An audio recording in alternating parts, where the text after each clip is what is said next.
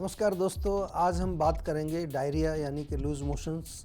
ऐसे तो कभी भी किसी को लूज़ मोशंस हो सकते हैं, लेकिन आम तौर पर गर्मी के मौसम में थोड़ा सा आपको सतर्क रहना चाहिए, ध्यान रखना चाहिए, क्योंकि हमारा जो भोजन है वो दूषित हो जाता है। थोड़ी सी देर भी अगर खाना हमारा बाहर रह जाए, गर्मी बहुत तेज़ होती है, 40-45 डिग्री टेम्परेचर होता है, तो उसमें फर्मेंटेशन शुरू हो जाती है और किसी प्रकार का इन्फेक्शन उसमें अगर है या फिर जो है कोई वायरस बैक्टीरिया उसके अंदर आ गया और वो भोजन हमारे अंदर गया, ख़ास तौर से बाहर का जो खाना होता है, स्ट्रीट फूड, बहुत सारे लोग बीमार होते हैं, या फिर जो है कहीं गन्ने का रस या कुछ ऐसी चीज़ें आप ले रहे हैं, या कुछ चीज़ें जहाँ पर के बर्फ़ उसमें डली हुई है, बर्फ़ का पानी किस तरह का है, पानी के द्वारा और फूड के द्वारा पेट पर हमारा अटैक हो जाता है। अगर हमारा जो है भोजन दूषित है या जल का स्रोत दूषित है तो पेट खराब होगा और सबसे पहले उसमें क्या होगा, डायरिया शुरू हो जाता है, क्योंकि बॉडी का एक अपना रिएक्शन है। बॉडी के अंदर जब भी कोई जो विजाती है या फॉरेन बॉडीज़ कोई आ जाती हैं तो बॉडी कोशिश करती है, हमारा शरीर कोशिश करता है कि उनको बाहर निकाला जाए।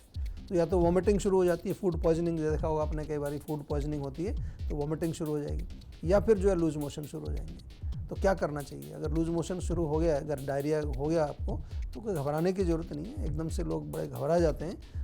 थोड़ी सी चीज़ें आपको मालूम होनी चाहिए, वो हम इसके माध्यम से बताते हैं आपको कि किस तरह से आप इसको कंट्रोल कर सकते हैं। सबसे पहले आपको ध्यान रखना है कि पानी ज़्यादा लॉस हो गया है यदि आपका, तो शुगर सॉल्ट सॉल्यूशन 1 गिलास पानी में 1 चम्मच चीनी, थोड़ा सा नमक, ये डाल करके एक बार में नहीं पीना, पूरा गिलास एक बार नहीं पीना, क्योंकि अंदर आंतें काफ़ी इन्फेक्टेड हैं आपकी, वो होल्ड नहीं कर पाती।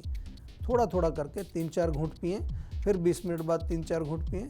ऐसे करके पानी अंदर जाएगा, एब्जॉर्ब होगा, आपको बहुत फ़ायदा होगा। दूसरी चीज़, चावल आपके घर में होते हैं, चावल को उबालें, थोड़ा पानी डाल के चावल का मांड निकाल लीजिए, जो उसका वाटर होता है, राइस वाटर, उसको थोड़ा भुना हुआ जीरा डाल के वो भी 1 गिलास में रख लीजिए। थोड़ा थोड़ा करके उसको भी आपको पीना है, उससे भी आपका पेट अच्छा होगा। अनार यदि मिलता है, अनार का जूस अगेन थोड़ा थोड़ा करके पीना, अनार का जूस आप पी सकते हैं, उससे आपको काफ़ी लाभ होगा। दही, ताज़ा दही, बिल्कुल थोड़ा ज़्यादा मात्रा में नहीं खाना, दही में थोड़ा सा चावल मिला करके या मूंग की दाल की खिचड़ी और दही मिला करके खाने से लाभ होगा। थोड़ा थोड़ा खाना है। डोंट फॉरगेट, आपकी आंतों में किस प्रकार का जो है दोषों का प्रकोप है, आंतें आपकी नॉर्मल नहीं है, वो नॉर्मली जो खाना आप खाते हो उतना वो एब्जॉर्ब नहीं कर पाएंगे, थोड़ी क्वांटिटी रखनी है, ये इसका मूल मंत्र है। इस प्रकार से आप जो है डायरिया को रोक सकते हैं और अपने इन्फेक्शन को ठीक करने के लिए बहुत सारी चीज़ें हैं। आयुर्वेद में बहुत सारी औषधियाँ हैं। उन औषधियों को प्राप्त करने के लिए क्या करना पड़ेगा? हमारे जीवा के डॉक्टर्स के साथ बातचीत करनी पड़ेगी। इन्फेक्शन को ठीक करना है, दोषों के प्रकोप को ज़रूर बैलेंस करना है, उसके लिए आयुर्वेदिक औषधि, मैं बार बार आपको कहता हूँ कि ये जो होम रेमेडीज़ हम आपको बताते हैं, ये केवल तब तक आप प्रयोग करें जब तक कि आप जीवा आयुर्वेदिक डॉक्टर से संपर्क नहीं कर लेते, क्योंकि रोग एक बार जो शरीर में हो गया उसके लिए औषधि भी आपको लेनी पड़ेगी, और औषधि आपको केवल आयुर्वेदिक चिकित्सक से ही लेनी चाहिए।